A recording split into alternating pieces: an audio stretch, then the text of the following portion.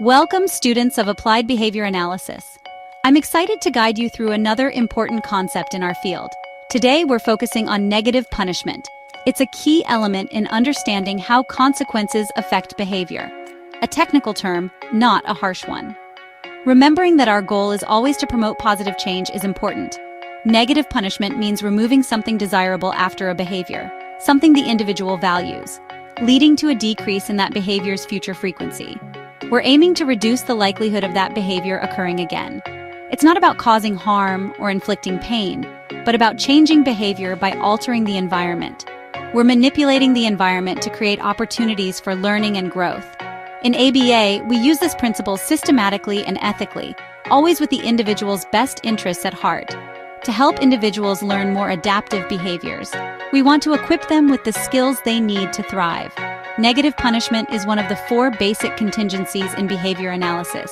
It's a fundamental concept that helps us understand the relationship between behavior and consequences. It occurs when a stimulus is removed after a behavior, a stimulus that the individual typically enjoys or desires, resulting in that behavior happening less often. The goal is always to see a reduction in the unwanted behavior over time. The negative refers to removing a stimulus. It indicates that something is being taken away from the environment. Punishment means the behavior decreases. This is the defining characteristic of punishment in behavior analysis. It's crucial to distinguish negative punishment from positive punishment, as they involve opposite actions. One removes something, the other adds.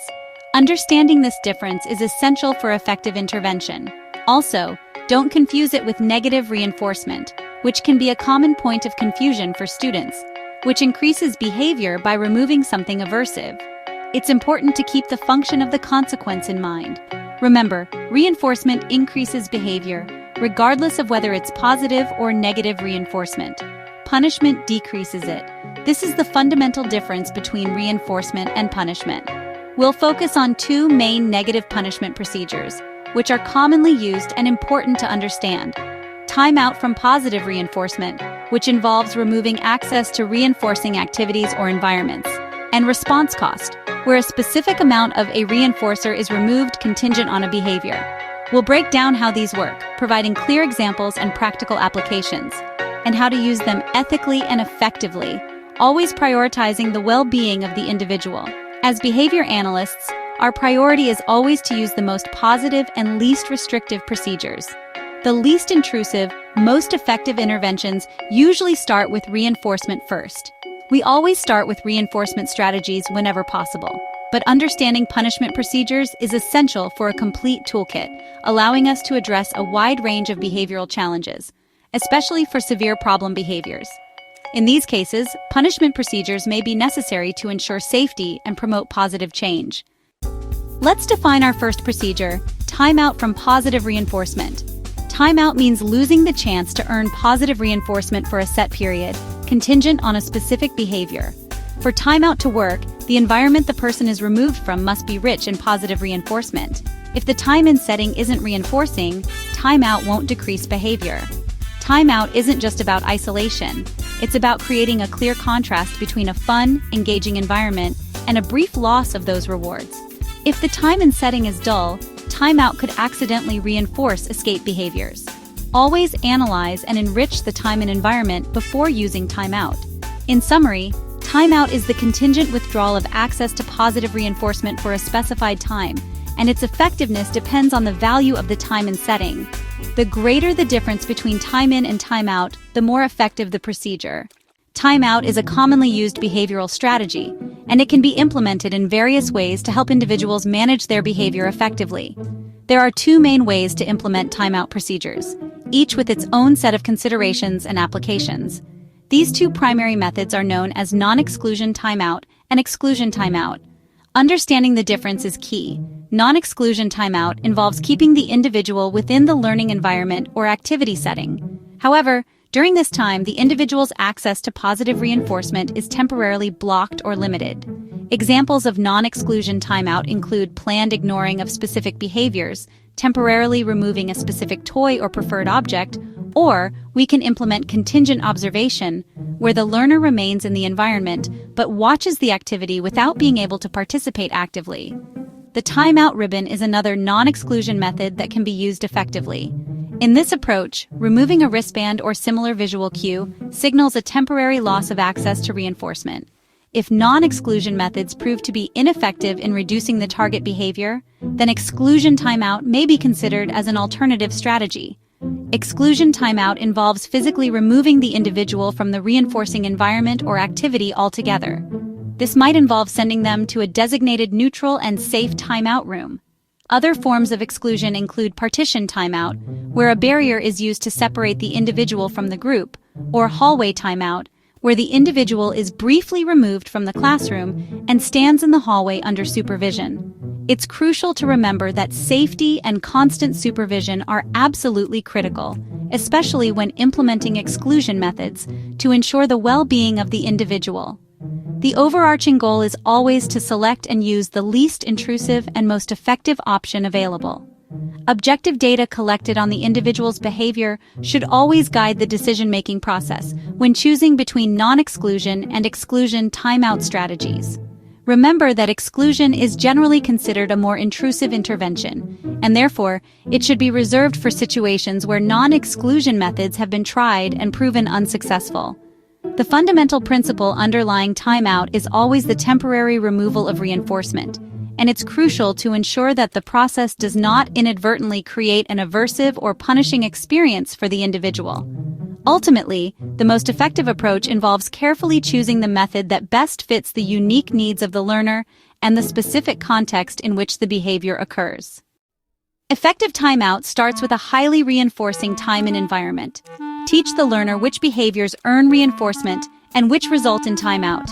Decide on the type of timeout, target behaviors and duration, keep it brief and age-appropriate.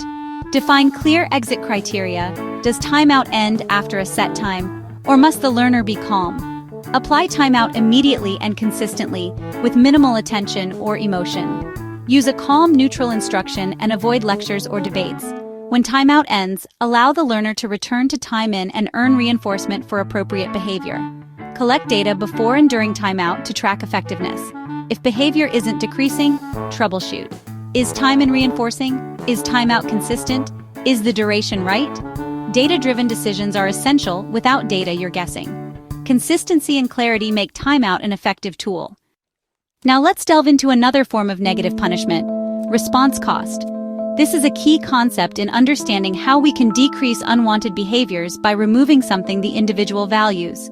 It's the second major negative punishment procedure we'll be discussing, and it offers a different approach compared to other methods.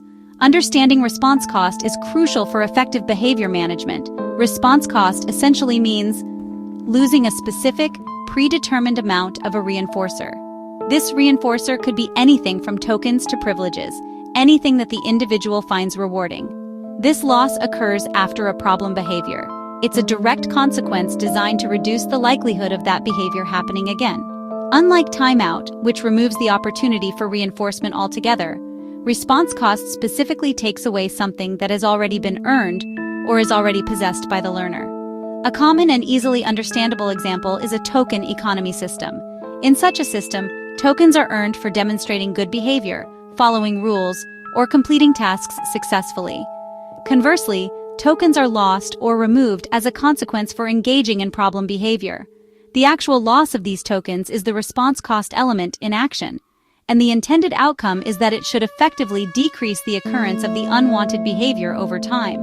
For response cost to be effective, the reinforcer being taken away must be genuinely valuable and already possessed by the learner. If there's essentially nothing tangible or meaningful to take away, then the response cost procedure simply can't be effectively used. It's also crucial to avoid what we call behavioral bankruptcy. This means don't set the response cost so excessively high that the learner becomes completely discouraged and loses all motivation to earn reinforcers in the first place.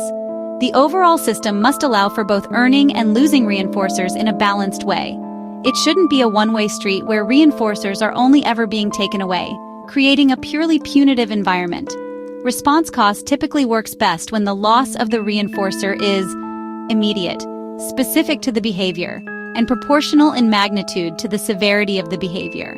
It's a relatively simple procedure to implement in many settings, and it can be a very effective behavior management tool when it's carefully planned and consistently applied. There are several ways to apply response cost. The simplest is a direct fine removing tokens, points, or privileges the learner already has. Bonus response cost gives extra reinforcers at the start, which are lost for problem behavior less aversive than taking away hard-earned items. Group contingencies use response cost for a whole group, but must be used cautiously to avoid negative peer pressure. Choose the method that fits the learner and environment. Direct fines are clear but risk bankruptcy if overused. Bonus response cost is often preferred for its lower emotional impact. Group contingencies require careful monitoring and experience. Always use the least intrusive, most effective method. The goal is to decrease problem behavior while maintaining motivation. Response cost can be effective, but it must be used thoughtfully. Removing reinforcers can cause frustration or aggression, so stay calm and neutral. The fine should be enough to reduce behavior, but not so large it wipes out all motivation. Start small and adjust only if needed based on data. Be prepared for resistance. If the learner refuses to give up a token, use a system where you control the reinforcers. Never use response cost alone. Always pair it with reinforcement for appropriate behaviors. Focus on teaching and rewarding what you want to see, not just punishing what you don't. Response cost is a supportive tool, not the main strategy. Ensure the environment is rich in opportunities to earn reinforcers. Balance is key. More reinforcement means less punishment. This keeps the environment positive and skill-focused. Let's see how these procedures fit into a comprehensive behavior plan. Both timeout and response cost decrease behavior by removing something desirable. Choose based on the reinforcer maintaining the behavior and the setting. Timeout works best for behaviors maintained by attention or activities. Response cost fits token systems. Exclusion timeout requires a neutral, reinforcement-free area. Non-exclusion methods like contingent observation are less disruptive but must block all reinforcement. Bonus response cost can reduce frustration by framing the loss as keeping a bonus, not losing earned items. Always make removal contingent on a specific, predefined behavior. Both procedures must be part of a plan rich in positive reinforcement. The focus is on building skills, not just reducing problem behaviors. In conclusion, negative punishment, timeout, and response cost are powerful tools when used ethically and thoughtfully. They're not about being punitive, but about helping learners access more positive experiences. Their effectiveness depends on a rich, reinforcing environment and consistent, neutral application. Always use them as part of a comprehensive plan that emphasizes teaching and reinforcing adaptive skills. Positive reinforcement should be your primary strategy. Punishment is a last resort for severe behaviors. Use data to guide your decisions and fade out punishment as soon as possible. Every intervention should respect the learner's dignity and promote long-term growth. Mastering these principles allows you to design effective, ethical, and compassionate interventions. Always prioritize the well-being and progress of your learners.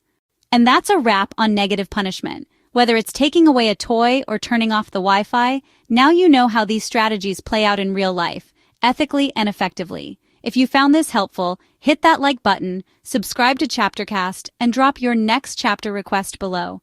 Study smarter, not harder, and keep showing up for your future self. See you in the next chapter.